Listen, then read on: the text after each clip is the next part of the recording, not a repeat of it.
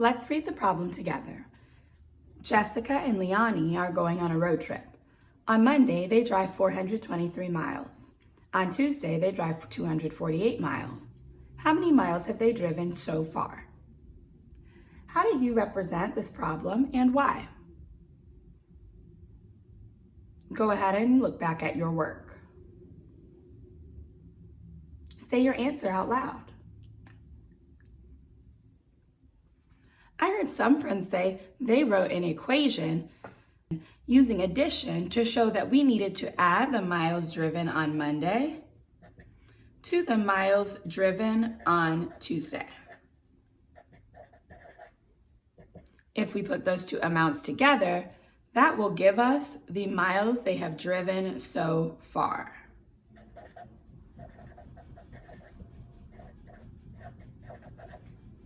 Why does this representation match the story? Say it out loud. Yes, this representation matches the story because the big question is asking us how many miles have they driven so far? We know we're trying to figure out how much we have all together, and when we put things together, we add.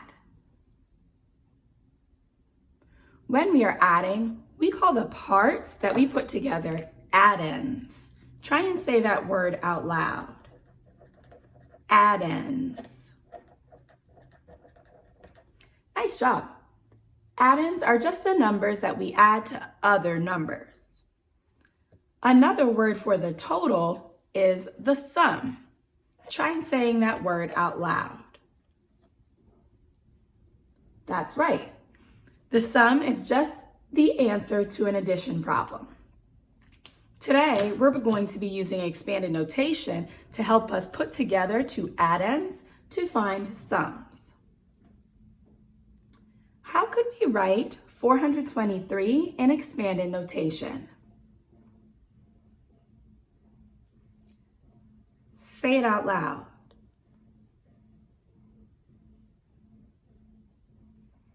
Yes, that's right. We know that expanded form is a way of writing numbers that shows the value of each digit based on its place value. So we could write 423 as 400 plus 20 plus 3. After we think, how can we represent this problem? The next thing that we can think is, how can we write both add-ins in expanded form? We just did that by thinking of the value of each digit. How could we write 248 in expanded notation? Say it out loud. Nice job. We could write 200 plus 40 plus 8. Notice how I worked really hard to make sure that I line up my amounts by place value. That means my hundreds are on top of my hundreds, my tens are on top of my tens, and my ones are on top of my ones. If you have trouble lining up your numbers by place value, you might draw a place value chart over your numbers to help you line them up. This will help us stay organized. What did you do next?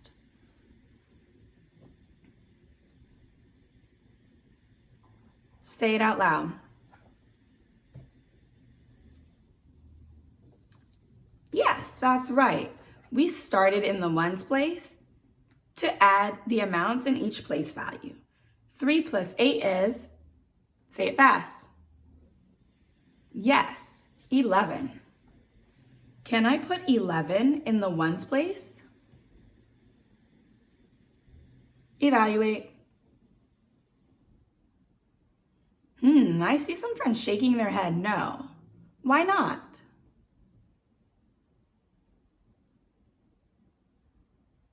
You're correct. We cannot write 11 in our ones column because it has one 10 and one 1. The ones place is only for ones. What can we do?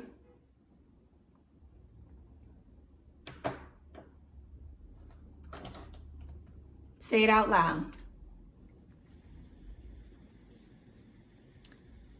Nice job. I heard friends say that we can regroup 10 of our ones to the tens place. If we regroup 10 ones to the tens place, how many ones do we have left? Say it out loud. Yes, that's exactly right. We would have one left. When we are adding using expanded notation, we always have to think, can I regroup? You guys helped me remember that we regroup when we have more than 9 units in any place value. We know this is true because 10 ones are equal to 110 and 10 tens are equal to 100. This is all information we learned in 2nd grade, so it's nice that we're getting a review. Now that we've added in the ones place, what can we do next? Say it out loud. Yes. Let's add in the tens place. 10 plus 20 is, yes, 30. 30 plus 40 is, if you don't know 30 plus 40 right away, let's just count out by tens. Let's grab 30 and count up 40 or 4 tens. Get ready? Do it with me. 30, 40, 50, 60, 70.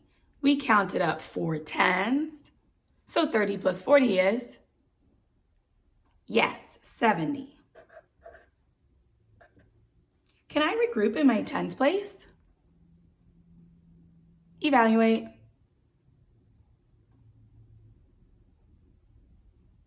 I see lots of friends shaking their head no. You're right, we do not need to regroup because we have 7 tens in our tens place and we only regroup when we have more than 9. What do we do next? Yes, let's add in our hundreds. 400 plus 200 is, yes, 600. How can we share our answer in standard form?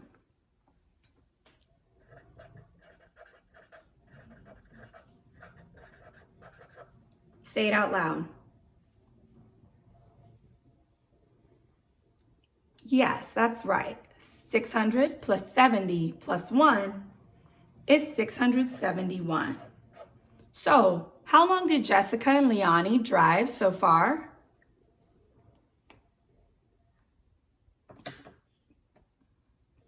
Say your answer out loud.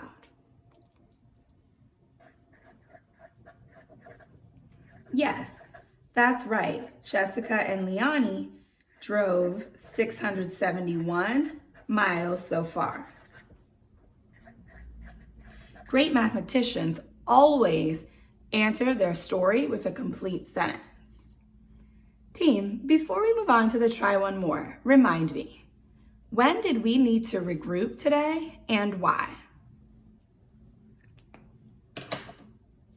When did we need to regroup today and why? Go ahead and say it out loud. Yes, that's right. Today we needed to regroup when in the ones place we had more than 9 units. We need to regroup the 10 ones to the tens place and we only had 1 digit left in the ones place. As you jump into your try one more, I'm looking for friends that are remembering to think, can I regroup as they add in each place value?